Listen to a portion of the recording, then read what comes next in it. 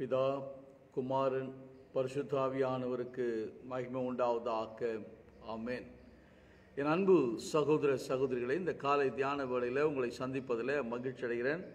நாம் இணைந்து தேவ சமூகத்தில் காத்திருக்கலாம். இந்த நாளுக்குரிய தியான வசனத்தை தியானிக்கும் பொழுது ஆண்டவர் உண்மையாகவே நம்மை பலப்படுத்துவார், நம்மை சுகப்படுத்துவார், நாம் நடக்க வேண்டிய வழியை நமக்கு காட்டுவார். இந்த விசுவாசத்தில் அனுதினமும் நாம் வளர இந்த தியான வேலை பயனுள்ளதாக இருக்கும் என்று விசுவாசிக்கிறேன். இந்த நாளிலும் கூட சிந்திக்கும்படியாக தெரிந்து கொள்ளப்பட்ட வேத வசனம் எசேக்கியேல் தீர்க்கதரிசியின் புஸ்தகம் 34ஆம் அதிகாரம் 11ஆம் வசனம். எசேக்கியேல்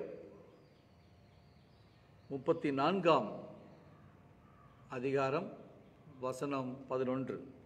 கர்த்தராகிய ஆண்டவர் சொல்கிறது என்னவென்றால், இதோ நானே என் ஆடுகளை விசாரித்து அவைகளை தேடி பார்ப்பேன். ஜெபம் செய்வோம். எங்களை நேசிக்கிறதான அன்பின் தகப்பனே, இந்த காலை தியான வேளையில் எங்களோடு பேசும் சுவாமி. என் மூலமாக நம்முடைய பிள்ளைகளோடு பேசுவீராக. இந்த வார்த்தைகளை கேட்டுக்கொண்டிருக்கும் போதே நம்முடைய பிள்ளைகளுடைய கண்ணீர் துடைக்கப்படட்டும், உடைந்த உள்ளங்கள் தேற்றப்படட்டும், சரித்திர வியாதி சொஸ்தமாகட்டும்.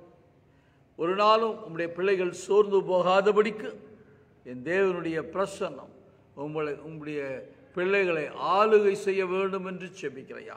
இந்த காலை வேளையில் நாங்கள் உம்முடைய சமுதிரங்களை தாழ்த்துகிறோம். எங்களோடு பேசும். இயேசு கிறிஸ்துவின் இனிதா நாமத்தினால் செபிக்கிறேன் நல்ல பிதாவே. ஆமென், ஆமென். என் அன்பு சகோதர சகோதரர்களே, எசேக்கியா தீர்க்கதரிசி மூலமாய் ஆண்டவர் தன்னுடைய பிள்ளைகளுக்கு இஸ்ரவேலருக்கு சொல்லுகின்ற வார்த்தை. கர்த்தராகிய ஆண்டவர் சொல்றாரு, நானே என் ஆடுகளை விசாரித்து அவளை தேடி பார்ப்பேன் என்று சொல்றார். அப்படியானால் அவருடைய ஆடுகள் அவரிடத்தில் இல்லை. தேடி பார்ப்பேன்றார், விசாரிப்பென்றார். அப்படியானால் அவருடைய ஆடுகள் அவர் சத்தத்திற்கு செவி கொடாமல் அவருடைய சமூகத்தை விட்டு விலகி இருக்கிறது என்பதை புரிந்து கொள்ள முடிகிறது. அன்று இஸ்ரவேல் மக்கள் ஆண்டுடைய வார்த்தைக்கு கீழ்ப்படியாமல், கற்பனைகளை கை கொள்ளாமல், இந்த உலகத்தை சார்ந்த காரியங்களை மக்களோடு இணைந்து, உலகத்தாரோடு இணைந்து, அவர்களுடைய நம்பிக்கையில், அவருடைய தொழுகையில், அவருடைய வழிபாடுகளில் இணைந்து விட்டார்கள். ஆண்டவர் உள்ளம் உடைகிறார், வேதனைப்படுகிறார். இவர்களை நான் தப்புவித்தேன், விடுவித்தேன், இவர்களை வழிநடத்தினேன், இம்மட்டும் என் பிள்ளைகளாக நினைத்துக் கொண்டிருந்தேன். ஆனால் இவர்களோ என்னை விட்டு விலகி போனார்களே என்று கலங்குகிறார். அதனாலதான் எசேக்கியா தீர்க்கதரிசி மூலமா சொல்றாரு, என்னை விட்டு தூரமாய் போனவர்கள் சந்தோஷமா இல்லை, என்னை விட்டு விலகி போனவர்கள் நிம்மதியா இல்லை. அவர்கள் வாழ்க்கையில தொய்ந்து போயிருக்கிறார்கள், சிதறடிக்கப்பட்டிருக்கிறார்கள், விசாரிப்பவர் அற்ற சீயோனாய் மாறி போயிருக்கிறார்கள். என் பிள்ளைகள் வனாந்திர வாழ்வு, வறட்சியான வாழ்வு, வறுமை, மகிழ்ச்சியை இழந்து போனார்கள், செழிப்பை இழந்து போனார்கள், நிம்மதியை இழந்து போனார்கள். என் பிள்ளைகளுடைய கண்ணீரை பார்க்கிறேன். இதுதான் ஆண்டவருடைய உள்ளம். என் அன்பு சகோதர சகோதரி, நீங்கள் யாராக இருந்தாலும், எந்த இடத்துல இருந்தாலும், எந்த நாட்டில் இருந்தாலும், உங்கள் கண்ணீரை பார்க்கிறவர் ஆண்டவர். உன் உடைந்த உள்ளத்தை பார்க்கிறவர் ஆண்டவர். பலவீனத்தின் மத்தியில் இருக்கிற உன்னை பார்க்கிறவர் ஆண்டவர். எனக்கு யாரும் இல்லை, எனக்கு விசாரிப்பு இல்லை, ஆதரவு இல்லை, அடைக்கலம் இல்லை என்று சொல்லி கலங்கி கொண்டிருக்கிற என் அன்பு பிள்ளைகளை, கர்த்தருடைய நாமத்துக்கு ஸ்தோத்திரம். ஆண்டவராகிய இயேசு கிறிஸ்து உங்கள் அருகில் இருக்கிறார். உங்களுக்காக இந்த உலகத்தில் மனுஷனாய் வந்தவர், இந்த உலகத்தின் பாவங்களையும் மீறுதல்களையும் அறிந்து தன்மேல் ஏற்றுக்கொண்டு, சாபத்தை தன்மேல் ஏற்றுக்கொண்டு உங்கள் மனுகுலத்தை விடுதலையாக்கினவர், மனுகுலத்துக்கு ரட்சிப்பையும் மீட்பையும் கொடுத்தவர். அவர் மரித்து உயிர் தெழுந்த ஆண்டவர் இப்பொழுதும் பரிசுத்த ஆவியானவராய் உங்களோடு பேசிக் கொண்டிருக்கிறார். என் பக்கமா திரும்புங்கப்பா, நீங்க என்கிட்ட வாங்க, நான் உங்களுக்கு இளைப்பாறுதல் தருவேன் என்று அழைக்கின்ற ஒரு ஆண்டவர். அன்று எசேக்கியா தீர்க்கதரிசி மூலமாய் தன் ஜனங்களுக்கு சொல்லுகிறார், நானே என் ஆடுகளை விசாரிப்பேன் என்று சொல்கிறார். அவர்கள் நியாயாதிபதிகள், ராஜாக்கள், ஆசாரியர்கள் இவர்களெல்லாம் நம்பி இந்த மனு மக்களை விசாரிப்பார்கள், குறைகளை தீர்ப்பார்கள் என்று சொல்லி நினைத்த ஆண்டவர் அது ஏமாற்றத்தை கொடுத்தது. ஆசாரியர்களோ ராஜாக்களோ ஒரு நாளும் ஆண்டவருடைய பிள்ளைகளை ஆண்டவருக்கு நேராக நடத்தாம போயிட்டாங்க. அவங்களையே திருப்திப்படுத்திக்கினாங்க, அவங்களையே வாழ்வு பெற்றுக்கொண்டார்கள், சுயநலக்காரர்களாய் மாறி போனார்கள். நியாயாதிபதிகள், ராஜாக்கள், ஆசாரியர்கள் ஒருவரும் நிறைவாய் ஆண்டவருடைய பணியை செய்யல. அதனால மக்கள் சிதறுண்டு போனார்கள். அதனால ஆண்டவருடைய உள்ளம் உடைந்து போனது. எசேக்கியா தீர்க்கதரிசி புஸ்தகம் 34ஆம் அதிகாரம் 8, 9, 10 வசனங்கள் தெளிவாய் இதை விவரித்து சொல்லுகிறார். தங்களையே மேய்த்து கொண்டார்கள். ஆடுகளை மேய்க்க சொன்னா ஆசாரியர்கள் அவர்களே மேய்க்கிறாங்க, அவங்களே மேய்ச்சிக்கினாங்க. நியாயாதிபதிகள் அவர்களே மேய்த்து கொண்டார்கள், ராஜாக்கள் அவர்களே மேய்த்து கொண்டார்கள். ஆகவே அவர்களிடத்தில் பரிசுத்தம் இல்லை, அவர்களிடத்தில் உண்மை இல்லை, அவர்களிடத்தில் தெய்வ பக்தி இல்லாமல் போச்சு. மக்கள் சிதறுண்டு அலைகிறார்கள், வழி தவறி போயிருக்கிறார்கள். அவர்களை நானே தேடி பார்ப்பேன் என்று சொல்லுகிறார். அவர்களை நானே தேடி பார்ப்பேன். லூக்கா எழுதின சுவிசேஷம் 15ஆம் அதிகாரத்தில் இயேசு ஒரு ஓமையை சொன்னார். 100 ஆடுகளை மேய்த்து கொண்டிருந்த ஒரு மனுஷன், அந்த 100 ஆடுகள் நன்றாய் மேய்ந்து கொண்டிருக்கிறது என்று நினைத்தார்கள். அவருடைய கணக்கில் ஒன்று இல்லை, குறைவுபட்டு போச்சு. ஆகவே ஒரு ஆடு இல்லையே என்று கவலைப்பட்டவர், நாம இருந்தா ஒரு ஆடு தான் போனால் போதும், இந்த 99 ஆடுகளை நாம் பத்திரமாய் வீட்டுக்கு கொண்டு போகலாம், அது பத்திரமா பார்த்துக்கலாம்னு நினச்சிருப்போம். ஆனால் அந்த நல்ல மெய்ப்பன் அந்த 99 ஆடுகளை அங்கேயே விட்டுட்டு காணாமல் போன ஒரு ஆட்டை தேடி போனார் என்று சொல்லப்படும். என் அன்பு சகோதரனே, சகோதரியே, அவரை விட்டு நீங்கள் விலகி இருக்கலாம், வேதத்தை வாசிக்கல, ஜெபிக்கல, ஆண்டவருடைய வார்த்தை கீழ்ப்படியில, உங்கள் இஷ்டம் போல இந்த உலகத்தை சார்ந்த காரியங்களை நம்பி போய் ஏமாந்து போய் கண்ணீரோடு, உடைந்த உள்ளத்தோடு, வியாதியோடு, பிரச்சனையோடு இந்த வார்த்தையை நீங்கள் கேட்டுக்கொண்டிருக்கிற இந்த வேளையில் உங்களை தேடி வருகிற ஆண்டவர் இயேசு கிறிஸ்து இருக்கிறார். இயேசு கிறிஸ்து ஒரு நாளும் அவர் தம்முடைய பிள்ளைகளை விடுவதே இல்லை. நாம் எல்லோரும் அவருடைய பிள்ளைகள்.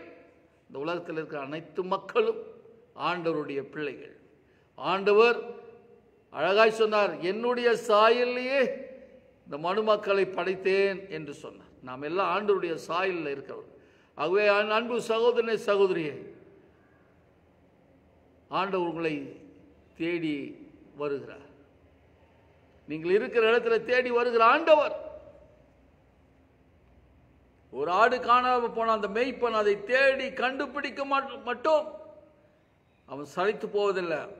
அவன் தேடி கண்டுபிடித்தால் அந்த மகிழ்ச்சி 99 ஆடுகளை காட்டிலும் அந்த ஒரு ஆட்டின் மேல மகிழ்ச்சி, அந்த ஒரு ஆடு கண்டுபிடித்ததுனால ஒரு மனநிறைவு உண்டு என்று சொல்கிறார். என் அன்பு பிள்ளைகளே, இந்த நாளிலும் கூட ஆண்டவர் உங்களை தேடி வருகிறார். நீங்கள் எவ்வளவு தூரத்தில் இருந்தாலும் அவர் உங்களை தேடி வருகிறார். ஆண்டவருக்கு எனக்கும் சம்மந்தம் இல்லை, இந்த இயேசுக்கு எனக்கும் சம்மந்தம் இல்லை, அவரை எனக்கு தெரியாது, அவரை நான் மறுதலித்து விட்டேன். படிப்பு முக்கியம், வேலை முக்கியம், குடும்பம் முக்கியம், இந்த உலகத்தை சார்ந்த காரியங்களை நம்பி நான் போய்விட்டேன். என்னை தேடி வருவாரா? உனக்காய் இந்த உலகத்தில் தன் ஜீவனை விலைக்கரையமாய் கொடுத்தவர் உன்னை தேடி வருவார்.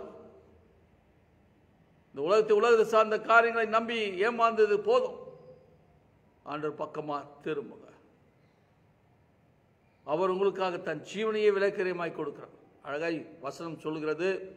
யோவான் எழுதின சுவிசேஷம் 10ஆம் அதிகாரம் 10ஆம் வசனத்தில், திருடன் திருடவும் கொல்லவும் அழிக்கவும் வருகிறானே அன்றி வேறொன்றுக்கும் வரான். என் அன்பு பிள்ளைகளே, கர்த்தருடைய நாமத்தை ஸ்தோத்திரம். இந்த உலகத்தில் இருக்கிற அனைத்து காரியங்களும் உன்னுடைய அழகன் இருக்கிற வரைக்கும் தான், உனக்கு பலன் இருக்கிற வரைக்கும் தான், உங்கள்கிட்ட பணம் இருக்கிற வரைக்கும் தான் உன்னை தேடி வருவாங்க, உன்னை மேலே வைப்பாங்க. அதெல்லாம் கொஞ்சம் போச்சுன்னா அதெல்லாம் சுரண்டுறதுக்கு தான் மக்கள் இருப்பாங்க. அதில் விதிவிலக்கில் உன் வீட்டாரே உனக்கு விரோதியாக இருப்பார்கள், உன் நண்பர்களே உனக்கு விரோதியாக இருப்பார்கள், இந்த சமூகம் உன்னை புறக்கணிக்கும். அதுதான் இந்த உலகம். இந்த உலகமே மாயை. அது உன்னை திருடும், உன்னை கொல்லும், உன்னை அழிக்கும்படி விரும்பும். ஆனால் ஆண்டவராகிய இயேசு கிறிஸ்துவோ உனக்கு ஜீவன் உண்டாயிருக்கவும் அது பரிபூர்ணப்படணும்னு விரும்புகிறார். நல்ல சுகன் பலன் ஆரோக்கியத்தோடு நிம்மதியாக வாழணும் என்று விரும்புகிறவர் இயேசு கிறிஸ்து. அதனால தான் தன் பிள்ளைகளுக்காக தன்னுடைய இரத்தத்தை விலைக்கிரியமாய் கொடுத்திருக்கிறார். இந்த பூமியில் அவர் ரத்தம் சிந்தப்பட்டது. இனி பலி செலுத்த அவசியம் இல்லை, இனி நீங்கள் பரிகாரம் செலுத்த அவசியம் இல்லை. உடைய பாவங்கள் சாபங்கள் பிசாசின் பிடியிலிருந்து உங்களை மீட்கும்படியாய் இயேசு தன்னையே ஜீவ பலியாய் கொடுத்து விட்டார். அவர் ரத்தத்தினால மீட்பு உண்டு. இயேசுவின் ரத்தம் ஜெயம் என்று சொல்லி நீங்கள் வாழ்வு பெறுங்கள், விடுதலை பெறுங்கள், சுகம் பெறுங்கள். இந்த இயேசு உங்களுக்கு வழிகாட்டுவார், ஆலோசனை தருவார். ஒரு நாள் உங்களை விட்டு விலகுவதும் இல்லை, உன்னை கைவிடுவதும் இல்லை. லூக்கா எழுதின சுவிசேஷம் 19ஆம் அதிகாரத்தில் ஆண்டவராகிய இயேசு எரிகோவிலிருந்து புறப்பட்டு வந்து கொண்டிருக்கிறார். அந்த ஊரில் ஒரு ஆயக்காரன், வரி வசூலிக்கின்ற ஒரு மனுஷன் இருந்தான். அவன் செல்வந்தன், ஐஸ்வர்யவான். அவன் குள்ளமாக இருந்தபடினால இந்த இயேசுவை எப்படியாவது பார்க்கணும்னு வாஞ்சித்து வந்தவன். திரளான கூட்டம் மக்கள் வீதியில் போயின்னு வந்து இருக்கிறாங்க. அந்த கூட்டத்தின் நடுவில் எப்படி இந்த இயேசுவை பார்க்க முடியும் என்று சொல்லி யோசித்து அந்த எரிகோவின் வீதியில் ஒரு காட்டத்தி மரம் இருந்தது. அந்த மரத்தின் மேலே ஏறி கிளையில் உட்கார்ந்து இப்பொழுது அந்த வழியாய் வந்த இயேசுவை எப்படியாச்சும் பார்த்தலாம், பார்த்தா போதும், அப்படிதான் அவருடைய எண்ணம், அவருடைய சிந்தனை. அந்த வழியாய் வந்த இயேசு அந்த காட்டத்தி மரத்தின் அடியில் வந்து நின்று அவன் மேலே இருக்கிறதை இயேசு பார்த்து, சகையுவே இறங்கி வாப்பா, நான் உன் வீட்டுக்கு வரேன்றார். அவர் எப்படியாவது பார்த்துட்டா போதும் நினைத்து கொண்டிருக்கிற இந்த சகைவை இயேசு சந்தித்து உன் வீட்டுக்கு போகலாம் வா என்று சொல்லி அழைக்கிறார்.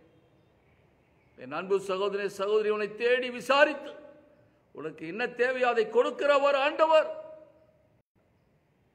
அதனாலதான் பேதுருவாக்கின் அழகாக 1 பேதுரு புஸ்தகம் 5ஆம் அதிகாரம் 8ஆம் வசனத்தில் அவர் உங்களை விசாரிக்கிறவர் ஆனபடினால உங்கள் கவலையெல்லாம் அவர் மேல் வைத்து விடுங்கள் என்று சொன்னார். இயேசு மேலே வச்சிடுங்க என்று பவுல் சொல்றார், பேதுருவாக்கியோன் சொல்லுகிறார். இயேசு இப்படி அழைக்கிறார். மத்தேயு எழுதின சுவிசேஷம் 11ஆம் அதிகாரம் 28ல் வருத்தப்பட்டு பாரம் சுமக்கிறவர்களே நீங்கள் எல்லாம் என்கிட்ட வாங்க, நான் உங்களுக்கு இளைப்பாறுதல் தருவேன் என்று சொல்லுகிறேன். இந்த காலை தியான வேளையில் என்னோடு இணைந்து இந்த வார்த்தை ஆண்டவருடைய வார்த்தையை கேட்டுக்கொண்டிருக்கின்ற அன்பு சகோதரனே சகோதரியே, இருக்கிற இடங்களை உங்களை ஆண்டவருக்கு ஒப்பு கொடுங்க, உங்கள் பாரத்தை அவர் மேலே வச்சிடுங்க. என்று அவர் உங்களை விடுவிப்பார். அவர் தழும்பினால் குணமாவீர்கள், உங்கள் கண்ணீர் துடைக்கப்படும், ஒரு நாள் உங்களை கைவிட மாட்டார். நான் உங்களை விட்டு விலகுவதும் இல்லை, உன்னை கைவிடுவதும் இல்லை என்று சொன்ன ஆண்டவர் இன்று உங்களோடு பேசிக் கொண்டிருக்கிறார். அவ்விடத்தில் உங்களை ஒப்பு கொடுப்பீர்களா? செபம் செய். எங்களை நேசிக்கிறதான அன்பின் தகப்பனே, நானே என் ஆடுகளை விசாரித்து அவர்களை தேடி பார்ப்பேன் என்று சொல்லி ஆண்டவரே, நீர் எங்களை விசாரிக்கிறவரும் தேடி பார்த்து எங்களை அரவணைக்கிறவருமாய் இருக்கிறவர் என்பதை இந்த நாளில் தியான வேளையில் நாங்கள் புரிந்து கொள்ள கிருபை செய்தபடினால் உம்மை ஸ்தோத்திரிக்கிறோம். ஆண்டவரே, யாருக்குமே தெரியாது, என் கஷ்டம் தெரியாது, என் துயரம் தெரியாது என்று சொல்லி கலங்கி கொடுக்கிற நம்முடைய பிள்ளைகளுடைய உள்ளத்தை ஆராய்ந்து பார்க்கிறவர், அவருடைய எண்ணங்கள் சிந்தனைகள் யோசனைகளை புரிந்து கொள்கிறவர், பிள்ளைகளுடைய எதிர்பார்ப்புகள் வேண்டுதல்களை கர்த்தர் இந்த நாளின் காலை வேளையில் நிறைவேற்ற வேண்டும் என்று உங்களுடைய கரங்களை ஒப்பு கொடுத்து செபிக்கிறேன். மனதிறங்கு சுவாமி, இந்த காலை தியான வேளையில் உங்களுடைய பிள்ளைகளுடைய கண்ணீர் துடைக்கப்படட்டும். வேண்டுதலை கர்த்தர் நிறைவேற்றுவீராக.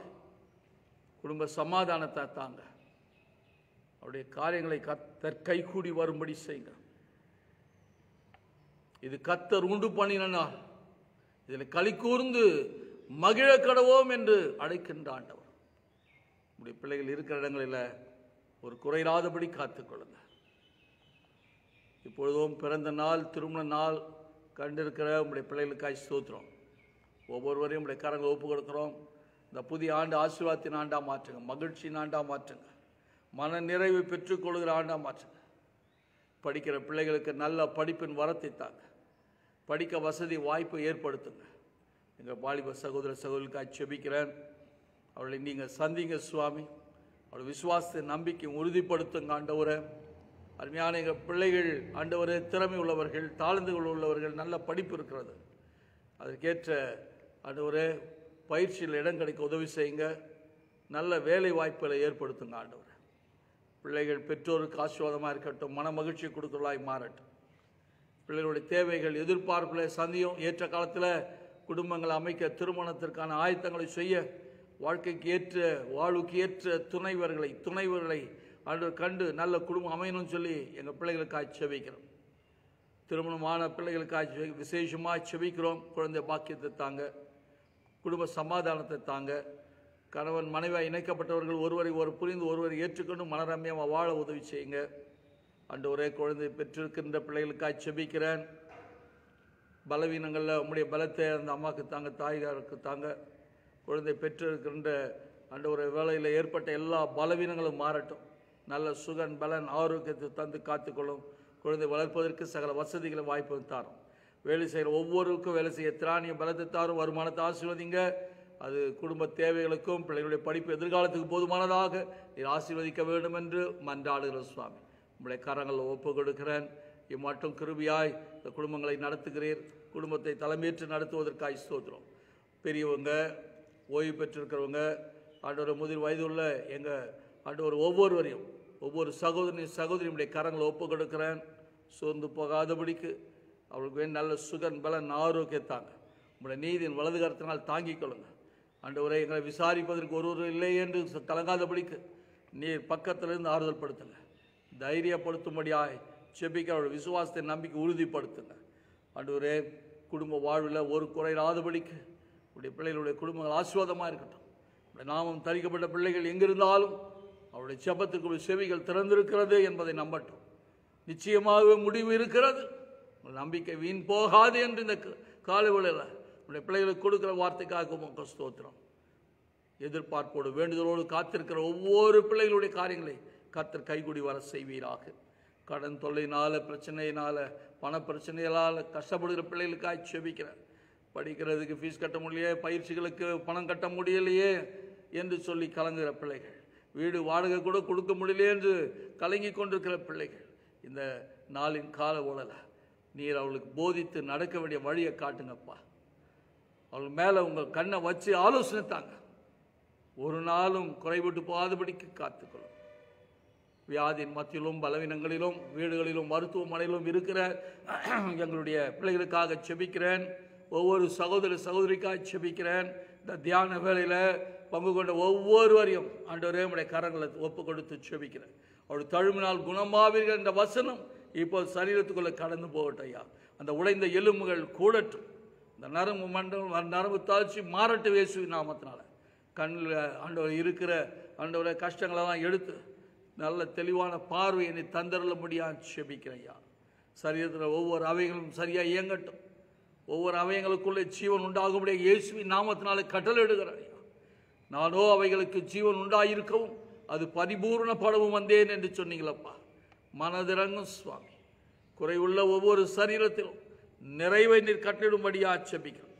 அங்கு வீணமாக இருக்கிற உடைய பிள்ளைகள் அன்று ஒரு நாளும் குறைவிட்டு போகாதபடிக்கு நல்ல சுகன் பலன் ஆரோக்கியத்தை சரீரத்தில் நீர் வைக்க வேண்டும் என்று செபிக்கிறேன் ஐயா. உடைய கரங்களை ஒப்பு கொடுக்கிறேன். அன்று ஒரே இந்த நாளை ஆசீர்வாதமாக்கி தாங்க. இந்த நாளில் பலவிதமான பாடுகளும் வேதனைகளும் கண்ணீரோடு இருக்கிற பிள்ளைகளை கண்டு விசாரித்து ஆண்டவரே அவருடைய ஆறுதல் படுத்துங்க, தைரியப்படுத்துங்க. வாழ்வு உண்டு என்ற நம்பிக்கை இந்த இந்த காலை வேளையில் உடைய பிள்ளைகளுக்கு தர வேண்டும் என்று இயேசு கிறிஸ்துவின் இனிதான் நாமத்தினால் செபிக்கிற நல்ல பிதாவே. ஆமென். ஆமென். நமது ஆண்டவராகிய இயேசு கிறிஸ்துவினுடைய கிருபை, பிதாவாகிய தேவனுடைய அன்பும் பரிசுத்த ஆவியானவருடைய அந்யோன்ய ஐக்கியமும் வழிநடத்தும் நம்மோடு கூட இன்றும் என்றும் சதா நாட்களிலும் உங்களோடு இருப்பதாக. ஆமென். ஆமென். God bless you.